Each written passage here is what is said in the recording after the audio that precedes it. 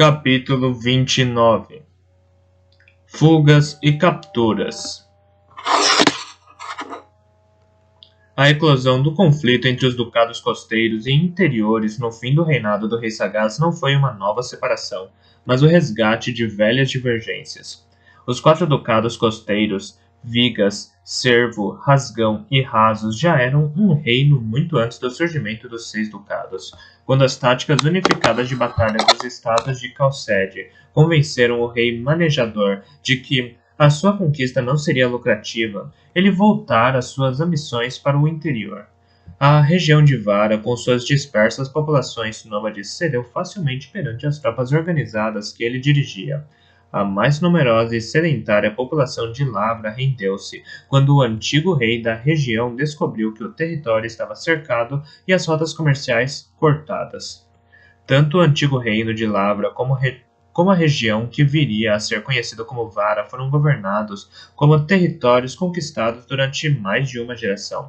A riqueza de seus celeiros, pomares e rebanhos foi abundantemente explorada para benefício dos ducados costeiros. A rainha Munificência, neta de manejador, foi sensata o suficiente para perceber que isso estava gerando descontentamento nas áreas do interior. Ela demonstrou ter muita tolerância e sabedoria ao elevar os anciões tribais do povo de Vara e as antigas famílias governantes de Lavra a nobres. Usou casamentos e concessões de terras para forjar alianças entre os povos costeiros e interiores. Foi a primeira a referir-se ao seu reino como 6 ducados, mas nem todas as manobras políticas podiam alterar os interesses geográficos e econômicos das diferentes regiões. O clima, o povo e o modo de vida dos ducados interiores permaneceram muito distintos daqueles dos povos costeiros. Durante o reinado de Sagaz, os interesses divergentes das duas regiões foram exacerbados pelas descendências de suas 2 rainhas. Os filhos mais velhos, Veracidade e Cavalaria, eram filhos da rainha Constância, uma nobre de Rasos com parentes também entre a nobreza de Vigas. Pertencia profundamente ao povo costeiro. A segunda rainha de Sagaz Desejo era de Vara, mas sua linhagem familiar remontava à realeza de Lavra, em declínio havia muito tempo e a distantes ligações com a linhagem Visionário.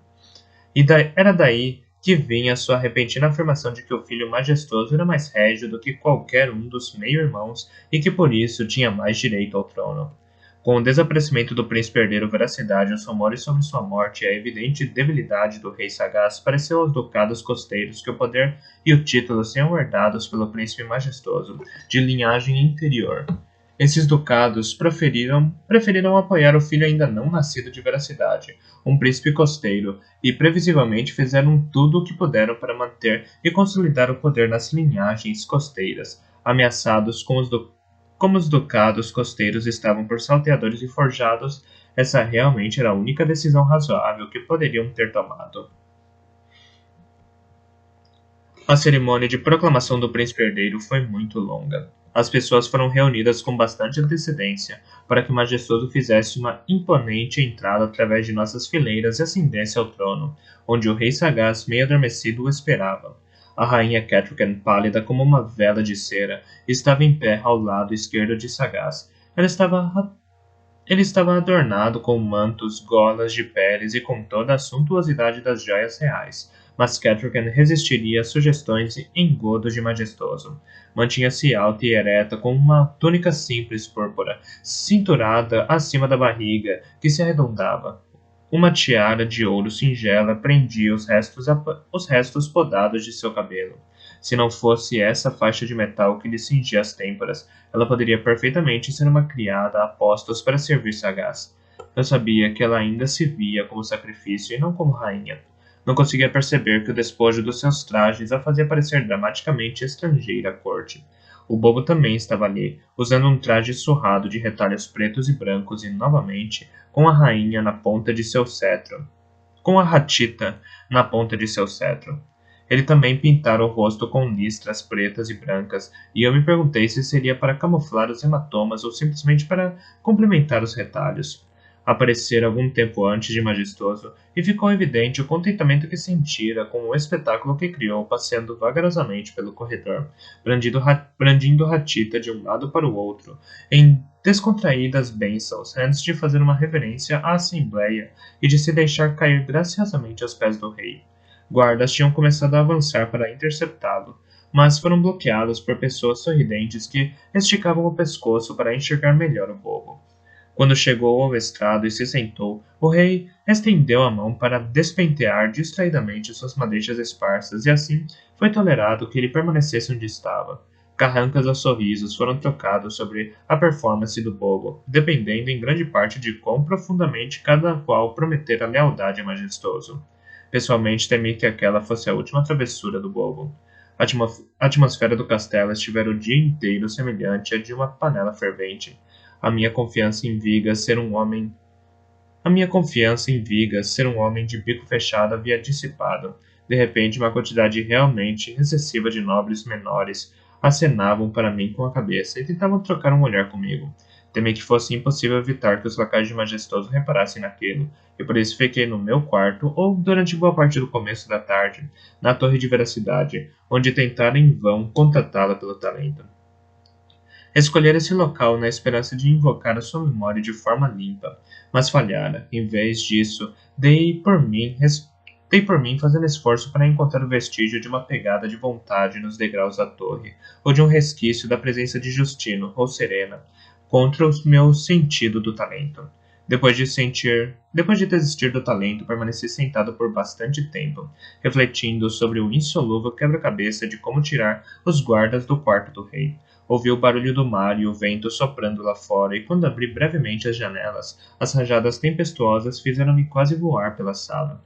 A maior parte das pessoas veria aquele dia como um bom dia para a cerimônia. A tempestade que chegava poderia manter os salteadores ancorados onde quer que se encontrassem e assegurar-nos de que não haveria novos ataques.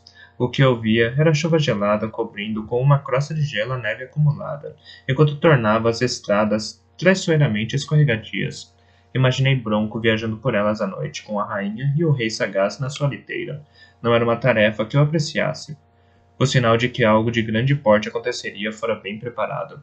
Agora, além das histórias sobre o homem postulento e sobre serpentes na lareira, havia desespero nas cozinhas. O pão do dia não fermentou, e o leite coalhou nos barris antes mesmo de haver tempo de retirar dele a nata. A pobre cozinheira Sara ficou abalada até o âmago, e declarou que jamais algo assim ousara acontecer antes nas suas cozinhas. Os criadores nem sequer queriam deixar que o leite azedo fosse dado aos porcos, de tão certos de que estavam de que ele fora amaldiçoado. O problema com o pão significava o dobro de trabalho para os criados da cozinha, que já estavam sobrecarregados com a alimentação de todos os hóspedes que haviam chegado para a cerimônia. Agora eu poderia atestar que o humor de um castelo inteiro poderia ser perturbado por uma equipe de cozinha insatisfeita. As rações para a casa da guarda foram reduzidas e o guisado ficou salgado demais enquanto, sem que se soubesse como, a cerveja havia ficado choca. O Duque de Lavra queixou-se de haver vinagre em vez de vinho nos seus aposentos, o que levou o Duque de Vigas a comentar com os de Rasos e Rasgão que até um pouco de vinagre teria sido bem-vindo aos seus quartos em sinal de hospitalidade. O infeliz comentário de algum modo chegou aos ouvidos da dona despachada, a qual deu uma grande reprimenda a todos os camareiros e criados que não tinham arranjado um jeito de fazer durar os poucos aperitivos que restavam à Torre do Cervo para abastecer também os quartos de hóspedes menores. Protestou-se entre os criados menores que lhes fora ordenado gastar o mínimo com esses hóspedes, mas ninguém estava disposto a admitir ter dado tal ordem, ou tê-la transmitido. E assim se passou o dia, e eu me senti completamente aliviado ao me isolar na torre de veracidade. Mas não me atrevi a faltar à cerimônia de proclamação, pois muito se poderia inferir dessa atitude, e assim fiquei lá, em pé, vítima de uma desconfortável camisa de mangas exageradamente bufantes e polainas que davam muita coceira, pacientemente à espreita da entrada de majestoso. Minha mente não participava de toda daquela pompa e circunstância. Ela rodopiava cheia de perguntas e preocupações. Estava angustiado por não saber se Bronco conseguiria tirar discretamente do castelo os cavalos e a liteira. Já era noite. Ele provavelmente estaria lá fora, naquela tempestade, sob o patético abrigo da mata de amieiros. Teria sem dúvida coberto os cavalos com mantas, mas isso de pouco serviria contra a neve úmida que agora caía constantemente. Dera-me o nome da ferraria para onde tinham sido levados, fuligem e ruivo. Teria de dar um jeito de manter os subornos semanais do homem e de visitar os animais com frequência, para me assegurar de que estavam sendo bem tratados. Bronco obrigou-me a prometer que não confiaria nessa tarefa a mais ninguém. Conseguiria a rainha retirar-se sozinha para o seu quarto? E de novo, como eu iria tirar todos os quartos do rei, todos do quarto do rei sagaz para que Bel pudesse fazê-lo desaparecer? Um murmúrio de espanto me tirou do devaneio. Virei-me para o estrado, para onde todos pareciam estar olhando. Houve um breve tremeluzir e por um instante uma das velas brancas cintilou com uma chama azul. Então, outra cuspiu uma faísca e ardeu com uma chama azul por apenas um segundo. Houve um novo murmúrio, mas as caprichosas velas voltaram a arder normalmente. Nem Catrican nem o rei sagaz pareceram reparar em algo incomum, mas o bobo se aprumou e abanou Hatita na direção das velas comportadas em tom de reprimenda. Enfim, majestoso apareceu, resplandecente em veludo vermelho e seda branca. Uma pequena aia caminhava à sua frente, fazendo balançar um incensório com sândalo. Majestoso sorria a todos enquanto avançava lentamente em direção ao trono, cruzando olhares com muitos dos presentes e inclinando a cabeça em reconhecimento para outros enquanto se caminhava para a cadeira elevada. Tenho certeza de que as coisas não correram tão bem como o majestoso havia planejado. O rei sagaz hesitou e pareceu confuso com o pergaminho que lhe fora dado para ler. Por fim, Catrican tirou de suas mãos trêmulas e ele sorriu enquanto ela lia em voz alta palavras que deveriam ficar cravadas no seu coração. Era uma lista cuidadosa dos filhos que o rei sagaz gerara, incluindo uma filha que morrera na infância, ordenados por ordem de nascimento e depois por ordem de morte, tudo conduzindo a majestoso como o único sobrevivente e legítimo herdeiro. Ela não hesitou quando chegou ao nome de veracidade e leu em voz alta a breve declaração, perdido por uma fatalidade durante uma demanda no reino da montanha. Parecia uma lista de ingredientes. Ao filho que ela esperava nenhuma menção foi feita. Um bebê ainda no ventre era um herdeiro, mas não um príncipe herdeiro. A criança não poderia avançar para reclamar esse título até ele ou ela ter pelo menos 16 anos. Catrican tirou da arca de veracidade a diadema de prata com a pedra azul simples que simbolizava a coroa de um príncipe herdeiro, e o pingente de ouro e esmeraldas esculpido na forma de um cervo saltante. Entregou os objetos primeiro ao rei sagaz, que pegou-os com um olhar desorientado. Não fez nenhum gesto para concedê-los a majestoso, que por fim estendeu a mão na direção deles. Sagaz então permitiu que lhe tomasse as joias de suas mãos, e assim majestoso colocou a coroa na própria cabeça e o pingente em volta do pescoço, e apresentou-se a todos, o novo príncipe herdeiro dos 6 ducados. O senso de oportunidade de Breu falhou ligeiramente. As velas só começaram a cintilar em azul depois que os duques começaram a abrir caminho para a frente, a fim de mais uma vez prestarem atenção juramento.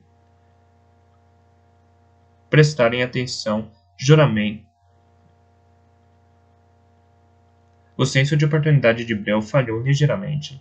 As velas só começaram a cintilar em azul depois de os duques começarem a abrir caminho para a frente, a fim de mais uma vez prestarem juramento à casa dos visionários. Majestoso tentou ignorar o fenômeno, até que o burburinho das pessoas ameaçou abafar o juramento do duque Arias de Lavra. Então Majestoso virou-se e despreocupadamente apagou com os dedos a vela transgressora. Fiquei admirado com a sua desenvoltura, especialmente quando uma segunda vela quase de imediato se tornou azul, e ele repetiu o gesto. Até eu achei que o sinal de presságio foi um pouco exagerado quando um archote no candeeiro da porta principal saltou de repente uma ruidosa chama azul e um cheiro nauseabundo antes de se extinguir em cinzas. Todos os olhos se dirigiram para o fenômeno. Majestoso esperou até aquilo terminar, mas eu vi a tensão no seu maxilar e a minúscula veia que latejava na sua têmpora. Eu não sei como ele planejara encerrar a cerimônia, mas depois disso conduziu-a a um desfecho bastante repentino. Ao seu brusco sinal, menestréis começaram subitamente a tocar, enquanto perante outro aceno as portas se abriram e homens trouxeram para a sala mesas já carregadas de comida, enquanto rapazes corriam atrás deles com suportes para montá-las. Pelo menos para esse banquete despesas não foram poupadas. Carnes e bolos muito bem preparados foram bem recebidos por todos. Se a escassez de pão foi notada, ninguém pensou em queixar-se dela. Tinham sido postas mesas e toalhas no salão menor para o povo, e foi para lá que vi Catrogan escoltar o rei sagaz enquanto Bobo e Rosa Maria o seguiam. Para aqueles de menor status havia comida mais simples, mas abundante, à disposição e um piso livre para dançar. Havia planejado fazer uma refeição reforçada durante o banquete, mas fui diversas vezes abordado por homens que me davam firmes palmadas no ombro ou mulheres que lançavam olhares de quem sabia demais. Os duques costeiros estavam à mesa com os outros grandes nobres, jantando com majestoso e fazendo gestos afetados para cimentar as novas relações com ele. Haviam-me dito que os três duques costeiros seriam informados de que eu concordava com o plano. Era irritante encontrar evidências de que ele era também sabido entre a nobreza menor. Celeridade não me reclamou abertamente como acompanhante, mas deixou-me aflito e cauteloso, seguindo-me por todo o lado, sorrateira como um cão de caça. Não podia me virar sem encontrá-la a meia dúzia de passos de mim. Era evidente que desejava que eu falasse com ela, mas eu não estava em perfeito juízo para encontrar palavras adequadas. Quase perdi o controle quando um nobre menor de rasos me perguntou despreocupadamente se eu achava que algum dos navios de guerra seria aportado em Baía Falsa, tão ao sul. Com um aperto no coração, de repente me dei conta de como estava enganado. Nenhum deles temia majestoso. Para eles, o príncipe não representava perigo, mas apenas um moleque snob mimado que queria usar roupas finas e uma diadema e reclamar um título para si mesmo. Achavam que ele iria embora e que então poderiam simplesmente ignorá-lo. Mas eu sabia que as coisas não eram bem assim. Sabia do que Majestoso era capaz em busca de poder, ou por um capricho, ou simplesmente por acreditar que não sofreria consequências.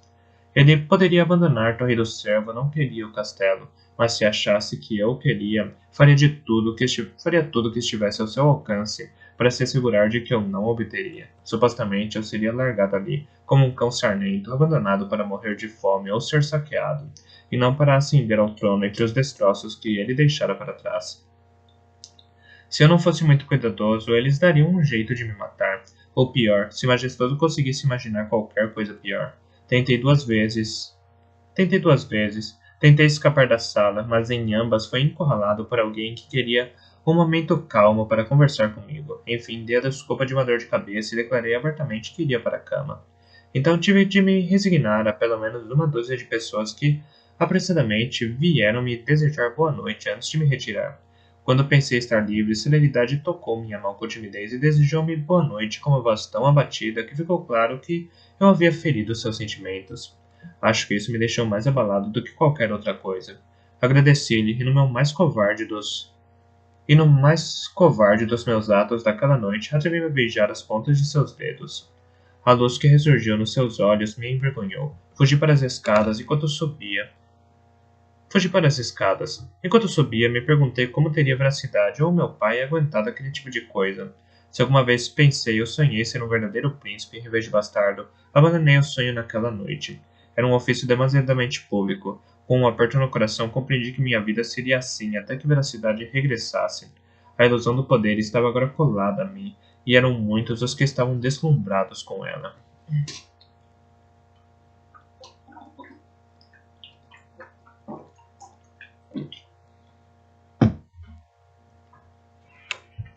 Fui para meus aposentos e, para o meu alívio, coloquei uma roupa confortável. Quando vesti a camisa, senti o minúsculo recipiente de veneno de comparede ainda cozido no punho. Talvez, refleti amargamente, me trouxesse sorte. Saí do quarto e, em seguida, cometi provavelmente o ato mais insensato da noite. Subi ao quarto de Molly. O átrio dos criados estava vazio e o corredor apenas tenuamente iluminado por dois achotes bruxuleantes. Bati a porta, não houve resposta. Forcei suavemente a tranca, mas não estava presa, e a porta se abriu sob meu toque.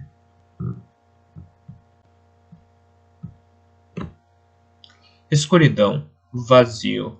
A pequena lareira estava apagada. Encontrei algumas velas e acendi-as no candelabro. Então voltei para o seu quarto e fechei a porta.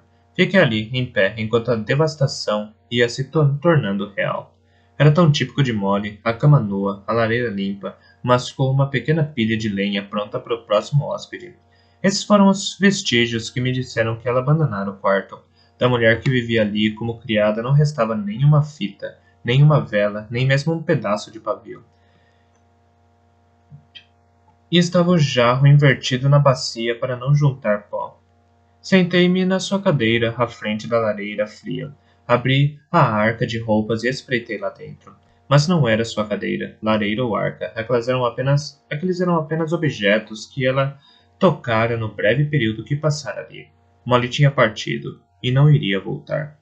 Eu me contive, recusando-me a pensar nela. Aquele quarto vazio arrancou a venda dos meus olhos. Olhei para mim mesmo e desprezei o que vi. Desejei poder tomar de volta o beijo que pousara nas pontas dos dedos de celeridade. Conforto para o orgulho ferido de uma menina, ou artifício para ligá-la. E ao pai? A mim? Não sabia. Nenhuma delas se justificava, ambas estavam erradas se eu realmente acreditasse no amor que eu prometera a Molly. Esse único ato era a prova de que eu era culpada de tudo aquilo que ela me acusara. Sempre colocaria os visionários à sua frente. Abandonei o casamento para ela como uma isca. Abanei o casamento para ela como uma isca. Usurpei seu orgulho e a confiança que tinha em mim. Ela me magoou ela me magoou ao me abandonar, mas não poderia abandonar o que eu fiz, a sua autoconfiança. Levaria consigo para sempre a certeza de que fora enganada e usada por um garoto egoísta e mentiroso a quem faltava coragem até de lutar por ela. Poderá a desolação ser uma fonte de coragem? Ou seria apenas imprudência e um impulso de autodestruição? Desci impetuosamente as escadas e fui diretamente aos aposentos do rei. A chama dos archotes na parede e a sua porta me irritaram ao cuspir faíscas azuis quando passei. Já estava ficando um pouco dramático demais. Breu. Perguntei-me se ele teria tratado todas as velas e archotes da torre. Perguntei-me, empurrei a cortina e entrei. Não havia ninguém, nem na sala de estar, nem sequer no quarto do rei. O ambiente tinha um ar decadente, tudo o que havia de melhor havia sido retirado e carregado rio acima. Parecia o quarto de uma estalagem medíocre. Não restou nada que valesse a pena ser roubado. Caso contrário, o majestoso teria deixado um guarda à porta. Estranhamente, lembrava o quarto de Molly. Mas aqui ainda restaram objetos, roupas de cama, peças de vestuário e coisas do tipo. Mas aquele já não era o quarto do meu rei.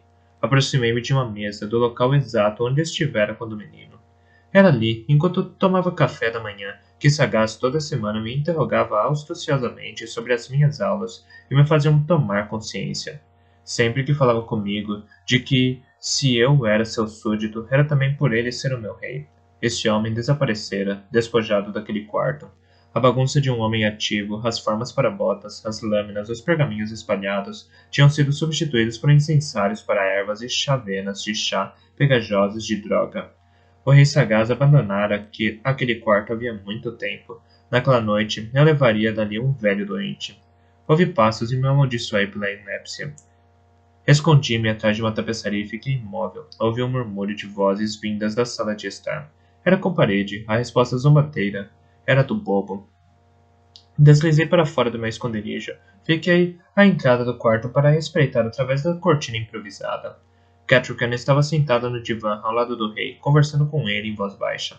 Parecia cansada, olheiras escuras marcavam seus olhos, mas ela sorria para o rei. Fiquei contente ao ouvi-lo murmurar uma resposta ao que ela lhe perguntara. Com parede, agachou-se perto da lareira, colocando mais lenha ao fogo com um zelo excessivo. Rosa Maria se alinhou do outro lado da lareira. Parecia um pacotinho com o vestido novo amontoado ao seu redor. Enquanto a observava, ela bocejou solenemente, soltou um suspiro e se endireitou. Senti pena dela. A longa cerimônia me fez sentir exatamente a mesma coisa. O bobo estava em pé atrás da cadeira do rei. Virou-se de repente e olhou diretamente para mim, como se a cortina não cobrisse absolutamente nada. Consegui ver mais ninguém na sala. O bobo virou-se abruptamente para a comparede. Sim, sopre, Dom Comparede. Sopre bastante e tepidamente, talvez não tenhamos necessidade de fogo com o calor do seu sopro para expulsar o frio da sala. Comparede não se levantou, mas virou-se para olhar furioso o bobo por cima do ombro. Você só faz besteira. Cale a boca e vá buscar madeira. Nem mesmo um só graveto desses daqui quer pegar fogo. A chama corre bem ao longo deles, mas a madeira não queima. Preciso de água quente para fazer chá para o rei dormir. Quem só faz besteira buscaria madeira? Busco madeira ou faço besteira? De maneira não sou. Caro comparede, nem faria besteira de me queimar, não importa o quanto você soprasse ou bufasse. Guardas! Ei, guardas! Entre e tragam madeira. Não me venham com besteira. O bobo saltou de trás do rei e deu uma cambalhota até a porta, onde fez uma grande cena tentando usar a cortina como se realmente fosse uma porta. Então colocou a cabeça para fora e começou a chamar os guardas ruidosamente pelo corredor. Pouco depois colocou a cabeça para dentro e voltou à sala com um ar cabisbaixo, dizendo: Nem de guardas, nem de madeira, pobre comparede. Estudou gravemente o homem. Comparede estava de joelhos, quase engatinhando para tentar espevitar o fogo com gestos furiosos. Talvez com o barco, ao contrário, popa para frente em vez de para trás. Talvez com o barco ao contrário, popa para frente em vez de para trás, o sopro que vem dali fizesse as chamas dançarem mais. Quem sabe com a proa para trás e a popa para frente, o seu sopro, bravo com parede, seja mais eficiente. Uma das velas se iluminava na sala de repente cuspiu faíscas azuis. Uma das velas que iluminava a sala de repente cuspiu faíscas azuis. Todos, até mesmo o bobo, se retraíram com seu barulho. Com parede, desastradamente ficou em pé. Não o julgava supersticioso, mas houve um breve fulgor nos seus olhos que revelou o quanto o presságio desagradou. O fogo simplesmente não quer arder, anunciou. Em seguida, se deu conta do significado do que acabara de dizer e estancou de boca escancarada. Estamos amaldiçoados, disse suavemente o bobo. Na lareira, a pequena Rosa Maria encostou os joelhos ao queixo e olhou em volta com olhos arregalados. Todos os sinais de sono tinham desaparecido de seu sono. Por que não aguardas? Perguntou com parede irritado. Impetuosamente se dirigiu até a porta do quarto e espreitou para o corredor. As chamas dos archotes estão azuis. As chamas de todos eles. Ofegou. Puxou a cabeça para dentro. Olhou energicamente em volta. Rosa Maria, vá buscar os guardas. Eles disseram que nos buscariam de alguma maneira. De alguma maneira. Rosa Maria abanou a cabeça e recusou a se mexer. Apertou os joelhos com forças. Guardas buscariam alguma maneira? Não seria melhor buscar em madeira? Esse sim é um assunto quente. Será que guardas sem maneira arderiam como madeira? Chega de conversa fiada, explodiu com parede. Vá buscar os guardas. Vá buscar? Primeiro pensa que sou de madeira, agora que sou seu cãozinho de estimação. Ah, vá buscar a madeira. Ah, vá buscar a madeira. O graveto, você quer dizer. Cadê o graveto? E o bobo começou a ladrar como um cão e pular pela sala como se procurasse um graveto que tivesse sido arremessado. Vá buscar os guardas, com parede praticamente uivou. A rainha falou com firmeza. Bobo, com parede, basta. Já estamos cansados de seus disparates. Com parede, você está assustando Rosa Maria. Vá você buscar os guardas e quer tanto que eles venham aqui. Quanto a mim, gostaria de um pouco de paz. Estou cansada. Logo mais, devo me retirar. Minha rainha, há algo de maligno nesta noite, insistiu com parede. Olhou cautelosamente em volta. Não costumo me abalar com presságios casuais, mas ultimamente tem havido sinais demais para serem ignorados. Eu irei buscar os guardas, já que o bobo não tem coragem. Ah, ele clama e chora amigo por guardas que venham defendê-lo de maneira que não quer arder. Mas sou eu que não tenho coragem? Ah, eu? Bobo, trégua, por favor. A súplica da rainha parecia genuína. Com parede, vá buscar. Não guardas, mas apenas outra lenha. O nosso rei não quer esse tumulto. Ele quer simplesmente descansar. Vá agora, vá! Com parede hesitou à porta, claramente relutante em enfrentar sozinha a luz azul do corredor. O bobo dirigiu-lhe um sorriso afetado. Quer que eu vá com você para segurar sua mão? Bravo com parede. Aquilo finalmente o fez sair decididamente da sala. Quando seus passos se afastaram, o bobo voltou a olhar na direção do meu esconderijo, em um claro convite. Minha rainha, eu falei em voz baixa, e uma rápida inspiração foi o único sinal de que a assustei ao comparecer no quarto do rei. Se quiser se retirar, o bobo e eu podemos levar o rei para a cama. Eu sei que está cansada e que precisa descansar cedo esta noite. Junto à lareira, Rosa Maria me olhava com olhos arregalados. Acho que realmente preciso, disse Gadrican, erguendo-se com uma energia surpreendente. Venha, Rosa Maria. Boa noite, meu rei. Saiu rapidamente da sala, com Rosa Maria quase trotando a seu encalço. A menina olhou muitas vezes por cima do ombro. Assim que a cortina que servia de porta se fechou, atrás delas, foi ao lado do rei. Meu rei, chegou o momento, disse-lhe suavemente. Ficarei aqui de vigia enquanto parte. Alguma coisa especial que deseja levar com você? Ele engoliu em seco e focou os olhos em mim. Não, não há nada aqui para mim. Nada para deixar para trás e nada por que ficar. Fechou os olhos e sussurrou. Mudei de ideia, Fitz. Acho que ficarei aqui. Morrerei na minha própria cama esta noite. O Bob e eu ficamos mudos de espanto por um instante. Oh não! Protestou o Bob em voz baixa. Meu rei, está apenas cansado, eu disse ao mesmo tempo. É a única coisa que eu vou fazer. É ficar mais cansado. Havia uma estranha lucidez em seus olhos. O jovem rei que eu tocara brevemente quando usamos juntos o talento, olhava para mim daquele corpo devastado pela dor. Meu corpo está falhando. O meu filho transformou-se em uma serpente. Majestoso sabe que o irmão está vivo. Sabe que a coroa que usa não é legitimamente sua. Não pensei que ele faria isso. Pensei que no último instante ele mudaria de ideia. Lágrimas brotaram nos seus velhos olhos. Pensar em salvar o meu rei de um príncipe desleal. Deveria saber que não havia como salvar um pai da traição de um filho. Ele estendeu a mão para mim, a mão que antes fora um musculoso membro que empunhava a espada, e que agora não passava de uma garra raquítica e amarelada. Quero dizer adeus à veracidade. Quero que ele saiba através de mim que eu não aprovei nada disso. Deixe-me pelo menos ter essa lealdade para o meu filho, que se manteve leal a mim. Apontou para um local a seus pés. Venha, Fitz. Leve-me até ele.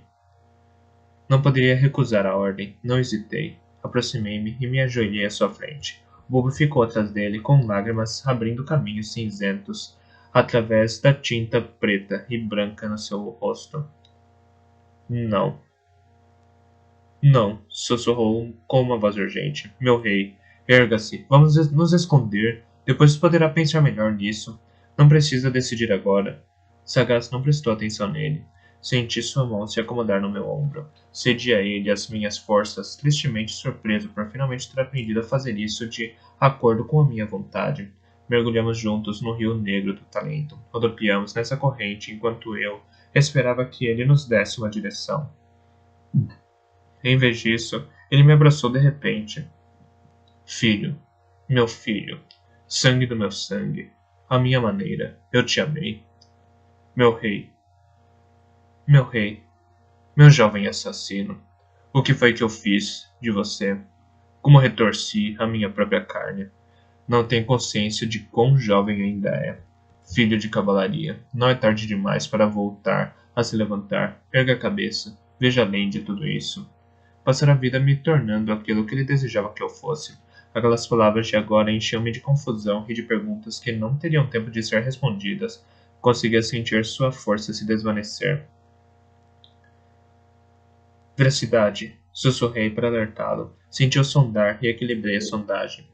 Senti o roçar da presença de veracidade, então repeti no recolhimento do rei. Tateei atrás dele como se mergulhasse atrás de um homem que está se afogando em águas profundas. Agarrei a sua consciência, abracei a mim, mas era como segurar uma sombra. Ele era um menino nos meus braços, assustado e lutando contra algo que não sabia o que era. E então desapareceu, como uma bolha estourando. Pensei ter vislumbrado a fragilidade da vida quando segurava nos braços a criança morta. Agora conheci, estava aqui e de repente, não mais. Até mesmo uma vela apagada deixaria um fio de fumaça. O meu rei simplesmente desvanecera, mas eu não estava sozinho. Acho que toda criança já virou uma ave morta encontrada nos bosques. E ficou estarrecida e apavorada com o enérgico trabalho dos vermes do lado de baixo. As pulgas se proliferam e os carrapatos ficam mais gordos em um cão moribundo. Justina e Serena, como sanguessugas, abandonando um peixe agonizante, ergueram-se e tentaram agarrar-se a mim. A fonte de Justina. A fonte da sua força promovia a lenta decadência do rei. Eles eram a névoa que nublava sua mente e enchia seus dias de cansaço. Galeno, seu mestre, fizera de veracidade um alvo, mas, ao tentar matá-lo, conseguiu o contrário e encontrou a própria morte. Eu jamais saberia quanto tempo aqueles dois estavam agarrados ao rei. Há quanto tempo sugavam dele a força do talento. Provavelmente sabiam de tudo o que ele comunicara a veracidade através de mim pelo talento. De repente tudo ficou claro para mim, mas era tarde demais. Eles se aproximaram de mim, e eu não tinha a mínima ideia de como repeli-los. Senti os dois agarrando-se a mim. Soube que agora mesmo estavam drenando minhas forças e que se algo não os impedisse, me matariam em segundos. Veracidade! Gritei, mas já estava fraco demais. Jamais o alcançaria. Saiam de cima deles, seus vira-latas! Um rosnar familiar, e então, olhos de noite, repeliu-os através de mim. Não achei que fosse funcionar, mas, como da outra vez, ele lançou o poder da manha contra eles através do canal que o talento abrira. A manha e o talento eram duas coisas diferentes, tão distintas como ler e cantar, ou nadar e montar a cavalo. No entanto, quando eles estavam ligados a mim pelo talento, ficavam vulneráveis a essa outra magia. Senti Justina e Serena sendo repelidos para longe de mim, mas eram 2 contra 1. Olhos de noite não poderia derrotá-los. Levantem-se e corram, que fujam, os que não conseguem lutar. Achei que era uma sugestão sensata. O medo me levou de volta ao meu próprio corpo e tranquei minha mente contra o toque do talento deles. Quando consegui, abri os olhos. Jazia no chão do quarto do rei, ofegante, enquanto por cima de mim o bobo se atirara sobre o rei, chorando descontroladamente. Senti os tentáculos rastejantes do sentido do talento tatearem a minha procura. Retirei-me, mas mais profundamente para dentro de mim mesmo. Defendi-me sofregamente, como veracidade me ensinara, e ainda senti a presença deles como dedos fantasmagóricos que me puxavam pela roupa, enfiando-se sobre minha pele. A sensação que me dava repulsa. Você o matou! Você o matou! Você matou meu rei! Traidor desgraçado! O bobo gritava para mim. Não, não fui eu! Quase não conseguia arfar as palavras. Para o meu horror, com parede apareceu à porta, registrando toda a cena com olhos frenéticos. Então ergueu os olhos e soltou um grito de terror. Derrubou a lenha que trouxera. O bobo e eu viramos para ele. À porta do quarto do rei estava o homem postulento. Mesmo sabendo que era Bril, por um momento fiquei arrepiado de pavor. Estava com roupas fúnebres e esfarrapadas, manchadas de terra e bolor. O longo cabelo grisalho pendia em madeixas sujas em volta do rosto, e borrava a pele com cinzas para que as lívidas cicatrizes se destacassem ainda mais. Ergueu lentamente a mão para apontar com a parede. O homem gritou. E então fugiu aos berros pelos corredores. Sua choradeira gritando pelos guardas ecoaram pela torre. O que está acontecendo aqui? Quis saber Breu assim que com a parede fugiu. Chegou ao irmão com um único passo e pousou os longos dedos magros na garganta do rei. Eu sabia que ele descobriria. Fiquei dolorosamente em pé. Ele está morto. Eu não o matei. O meu grito se sobrepôs ao lamento de Bobo. Os dedos de talento me puxavam insistentemente. Eu vou assassinar quem o matou. Leve o Bobo para um local seguro. Você sabe da rainha? Os olhos de Breu estavam arregalados. Fitou-me como se nunca tivesse me visto. Todas as velas na sala começaram subitamente a crepitar com chamas azuis. Parecia adequado. Coloque-a em segurança, ordenei eu ao meu mestre. E assegure-se de que o bobo vá com ela. Se ele ficar aqui, será morto. Majestoso não deixará vivo ninguém que tenha estado no quarto esta noite. Não. Não deixarei. Nos olhos de Bobo estavam dilatados e vazios como os de um louco. Leve-o como puder, Breu. A vida dele depende disso. Agarrei o Bobo pelos ombros e sacudiu violentamente. A sua cabeça chicoteou para trás e para frente sobre o fino pescoço. Vá com o Breu e fique quieto. Cale-se. Se quiser que a morte ao seu rei seja vingada, pois é isso que eu vou fazer. Um súbito tremor me percorreu e o mundo começou a balançar, ficando com as bordas negras. Casco de elfo, ofeguei. Preciso de casco de elfo. E depois, fuja. Atirei o Bobo para os braços de Breu e o velho acolheu nas mãos macilentas. Era como vê-lo ser recebido pelos braços da morte. Saíram da sala, Breu empurrando o Bobo em prantos. Um minuto depois ouvi em silêncio rangido de pedra raspando e soube que tinham ido embora. Fiquei de joelhos, não resisti e tombei. Acabei encostado às pernas do meu rei morto. Sua mão que arrefecia caiu do braço da cadeira e pousou sobre a minha cabeça. Não é um bom momento para lágrimas, disse em voz alta para a sala vazia, mas isso não as impediu. A escuridão rodopiava na borda da minha visão. Os fantasmagóricos dedos de talento roçavam as muralhas da minha defesa, raspando o reboco, testando cada tijolo. Empurrei-os, mas eles logo voltaram. Pelo modo como Breu me olhara, duvidei de que regressasse. Mesmo assim, respirei fundo. Olhos de noite, guie-os até a toca da raposa. Mostrei-lhe o armazém de onde saíram e para onde deveriam ir. Foi tudo o que consegui fazer. Irmão, guie-os, meu coração. Empurrei-o debilmente. O senti indo embora. As estúpidas lágrimas continuavam rolando pelo meu rosto. Estendi a mão para me equilibrar, mas ela caiu sobre a cintura do rei. Abri os olhos, forcei os olhos a clarear a visão. A sua faca não era um punhal cravejado de joias, mas uma faca simples, das que todos os homens usam à cintura para tarefas simples do dia a dia. Respirei fundo e puxei-a da bainha. Segurei-a sobre as pernas para examiná-la. Uma lâmina honesta, amolada até ficar fina por anos de uso. Um cabo feito de chifre de veado, provavelmente um dia esculpido, mas já liso pelo desgaste. Passei levemente os dedos por ela. Se eles descobriram o que os meus olhos já não conseguiam ler. A marca de Hold. A armeira fizera aquele objeto para o seu rei, e ele havia feito bom uso dela. Uma recordação fez cócegas no fundo da minha mente. Nós somos ferramentas, havia-me dito Bril. Eu era uma ferramenta que ele forjara para o rei. O rei olhara para mim e perguntara a si mesmo: o que foi que eu fiz de você? Eu não precisava perguntar. Era o assassino do rei, em todos os sentidos. Mas, uma última vez, iria servi-lo como sempre se pretendera.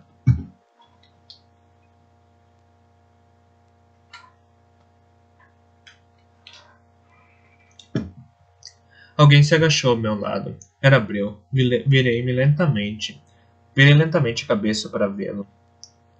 Semente de Caris, disse-me. Não há tempo para preparar casco de elfa. Venha. Deixe-me escondê-lo também. Não. Peguei o pequeno bloco de semente de Caris compactadas com mel. Enfiei-o inteiro na boca e mastiguei, triturando as sementes com os dentes do fundo para liberar totalmente seu efeito. Engoli. Vá, tenho uma tarefa a cumprir, e você também. Bronco está esperando. O alarme será dado em breve. Leva depressa a rainha para longe enquanto tem chance de se adiantar à perseguição. Eu vou mantê-los ocupados. Ele me largou. Adeus, rapaz, disse com uma vontade e baixou-se para me dar um beijo na testa. Era uma despedida. Ele não esperava voltar a me ver com vida. Éramos dois. Deixou-me ali, e antes mesmo de ouvir as pedras rangerem, senti a semente de Caris fazer efeito. Já havia tomado antes a semente na festa da primavera, como todo mundo faz. Uma pequena pitada de Caris no topo de um bolo doce deixa o coração com uma tontura alegre. Bronco uma vez me disse que alguns vendedores desonestos de cavalos misturavam óleo de Caris aos grãos dos animais para vencerem corridas ou fazerem um cavalo doente para ser saudável em um leilão. Ele também falou que era comum um cavalo tratado com a semente nunca mais voltar a ser o mesmo. Isso se ele sobrevivesse. Eu sabia que, esporadicamente, Breu usava a semente e já o vira caindo como uma pedra quando o efeito passava. E mesmo assim, não pensei duas vezes. Talvez, admiti por um momento, talvez Bronco tivesse razão a meu respeito, sobre o êxtase do talento ou a frenética euforia e o calor da caçada. Será que eu menosprezava a autodestruição, ou será que eu desejava? Não perdi muito tempo me preocupando com isso. A semente de Caris me dominou. Minha força se multiplicou por 10. Meu coração disparou como uma águia. Levantei-me rapidamente e fui para a porta, mas não resolvi voltar. Mas então resolvi voltar. Ajoelhei-me perante meu rei morto, ergui sua faca e segurei-a em frente da testa enquanto lhe jurava. Esta lâmina o vingará. Beijei sua mão e deixei-o à frente da lareira. Se tinha pensado que as velas cuspindo faíscas azuis eram irritantes, o brilho azul dos archotes no corredor era de outro mundo. Era como olhar através de águas profundas e paradas. Corri pelo corredor, rindo sozinho. Consegui ouvir um tumulto lá embaixo, e a voz estridente de comparedes se sobrepondo às demais. Chamas azuis e o homem pustulento. Ele berrava. Não havia passado tanto tempo quanto pensara, e agora o tempo esperava por mim. Leve como uma brisa, fluí pelo corredor. Havia passado tanto tempo quanto pensara, e agora o tempo esperava por mim. Leve como uma brisa, fluí pelo corredor. Encontrei uma porta entreaberta e me escondi ali. Esperei. Eles demoraram uma eternidade para subir a escada, e demoraram ainda mais para passar pela minha porta. Esperei que eles chegassem aos aposentos do rei, e quando ouvi os gritos assustados, saltei do meu esconderijo e corri pelas escadas abaixo. Alguém gritou por mim enquanto eu fugia, mas ninguém me perseguiu. Estava já no fim das escadas quando finalmente escutei alguém ordenar que me apanhassem. Gargalhei, como se fossem capazes. Os castelos de Torre do Cervo eram um labirinto de caminhos ocultos e passagens para criados para um rapaz que crescera ali. Eu sabia para onde ir, mas não fui diretamente para lá. Corri como uma raposa, passando brevemente pelo grande salão, correndo pelos pátios de lavagens, aterrorizando a cozinheira com a correria frenética pela cozinha. E sempre soube, os pálidos dedos de talento me puxando e tentando, sem imaginar que eu estava cada vez mais perto, meus queridos, cada vez mais perto de encontrá-los. Galeno, nascido e criado em Vara, sempre odiara o mar. Acho que tinha medo dele. Portanto, seu quarto ficava ao lado da torre que dava para as montanhas. Após a sua morte, ouvi dizer que o aposento se transformara em um santuário para ele. Serena havia ocupado o quarto, mas manteve a sala de estar como o local de reunião do círculo. Eu nunca tinha ido aos seus aposentos, mas sabia onde ficavam. Voei a caminho como uma flecha e passei a toda velocidade por um casal que dava um caloroso abraço e parei na frente de uma porta reforçada com ferro. Mas uma porta espessa que não estava devidamente trancada não barreria ninguém. Não é barreira alguma. E em pouco Mas uma porta espessa que não está devidamente trancada não é barreira alguma. E em poucos momentos ela se abriu para mim. Havia um semicírculo de cadeiras dispostas em volta de uma mesa alta, na qual uma grossa vela ardia no centro. Deveria servir de foco, imaginei. Só duas das cadeiras estavam ocupadas. Justina e Serena, sentados lado a lado e de mãos dadas, com os olhos fechados, cabeças pendentes para trás na convulsão do talento. Vontade não estava, tinha a esperança de encontrá-la ali também. Por menos de um segundo, olhei para o rosto deles. Estavam lustrosos de suor, e eu me senti lisonjeado por depositarem tanto esforço na tentativa de derrubar as minhas muralhas. A boca deles se retorcia em pequenos sorrisos, resistindo ao êxtase do talento, focando-se no objetivo e não no prazer da atividade. Não hesitei. Surpresa! Sussurrei, já puxando a cabeça de Serena para trás. Passei a lâmina do rei na sua garganta exposta. Ela sacudiu apenas uma vez, e eu a deixei cair no chão. Uma poça considerável de sangue. Justino deu um pulo, gritando, e eu me preparei para enfrentá-lo. No entanto, ele me enganou, e ao invés de investir contra mim, fugiu aos berros pelo corredor, e eu o persegui, com a faca na mão. Parecia um porco grunhindo, e era incrivelmente rápido. Justino não tinha truque de raposa e preferiu o caminho mais direto até o grande salão, gritando sem parar. A lembrar disso, agora parecia inacreditável, mas não posso negar que eu ria enquanto corria atrás dele. Ele achava mesmo que o majestoso puxaria uma espada para defendê-lo? Achava mesmo que depois de ter assassinado meu rei, alguma coisa no mundo conseguiria se interpor entre nós? No grande salão, músicos tocavam e pessoas dançavam, mas a entrada de Justino interrompeu-os. Eu o havia alcançado. Não havia mais de 20 passos entre nós quando ele se intrometeu impetuosamente em uma das mesas repletas. As pessoas que estavam sentadas à sua volta continuavam chocadas com a sua entrada quando saltei sobre ele e o puxei para baixo. Enfiei a faca nele meia dúzia de vezes antes de alguém achar que deveria intervir. Quando os guardas de Vara a serviço de Majestoso tentaram me pegar, atirei neles o corpo de Justino, que se contorcia. Saltei sobre uma mesa atrás de mim e ergui a faca, que ainda pingava. A faca do rei, disse-lhes e exibia para todos, derramando sangue em vingança pela morte do rei. É só isso. Está louco? Alguém gritou. A morte de Veracidade o enlouqueceu. Sagaz! Gritei furiosamente. O rei Sagaz morreu hoje, à noite, vítima de traição. Os guardas de Majestoso caíram sobre a minha mesa como uma onda. Não achei que fossem tantos. Viemos abaixo com uma onda de comidas e louças. Havia gente gritando, mas os que se aproximavam para ver melhor eram tantos quanto os que recuavam de horror.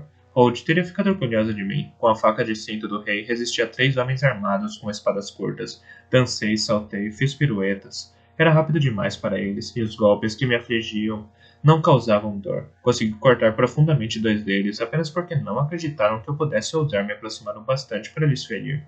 Em algum lugar, ao fundo da multidão, alguém berrou. Armas! Ó bastardo! Estão tentando matar Fitz Cavalaria! Um combate eclodiu, mas eu não conseguia ver quem estava envolvido nem me concentrar nele. Apunhalei um dos guardas na mão, e ele deixou a sua arma cair. Sagaz! Alguém gritou na algazarra. O rei Sagaz foi assassinado! Pelo barulho, mais pessoas estavam entrando na luta. Não podia ver. Ouvi outra mesa cair no chão e um grito do outro lado do salão. Então, a guarda de Torre do Cervo invadiu a sala. Ouvi a voz de Corte se sobrepor ao tumulto. Separem-nos! Contenham a luta! Tentem não derramar sangue na casa do rei! Meus atacantes estavam cercados. Vi a expressão de consternação de Espada quando me viu, e então gritou por cima do ombro. É Fitz Cavalaria! Estão tentando matar Fitz Cavalaria! Separem-nos! Desarmem-nos! Corte deu uma cabeçada em um dos guardas de Majestoso, derrubando-o. Atrás dele vi novelas de combate se desfazendo conforme guardas de servo investiam sobre a guarda pessoal. Separem-nos! Desarmem-nos! Corte deu uma cabeçada em um dos guardas de Majestoso e derrubando-o. Atrás dele vi novelas de combate se desfazerem conforme guardas de servo investiam sobre a guarda pessoal de Majestoso, obrigando-os a baixar as lâminas e exigindo que as espadas fossem embainhadas. Tive espaço para respirar e tirar os olhos da luta para constatar que realmente uma grande quantidade de pessoas se envolveram, e não apenas guardas. Brigas de soco também irromperam entre os hóspedes. Parecia que tudo aquilo se transformara em mais uma briga e tumulto quando Espada, um dos nossos guardas, abriu subitamente caminho entre dois dos que me atacavam, fazendo-os cair no chão. Saltou para frente e me confrontou. Espada, saudei-o alegremente, julgando meu aliado. Então, ao reparar na sua postura defensiva, disse-lhe: Sabe que eu jamais desembainharia a espada contra você. Sei disso, rapaz, disse-me ele com uma voz triste, e o velho soldado atirou-se para frente, agarrando-me com um abraço de urso. Não sei quem me bateu na nuca, nem com o quê.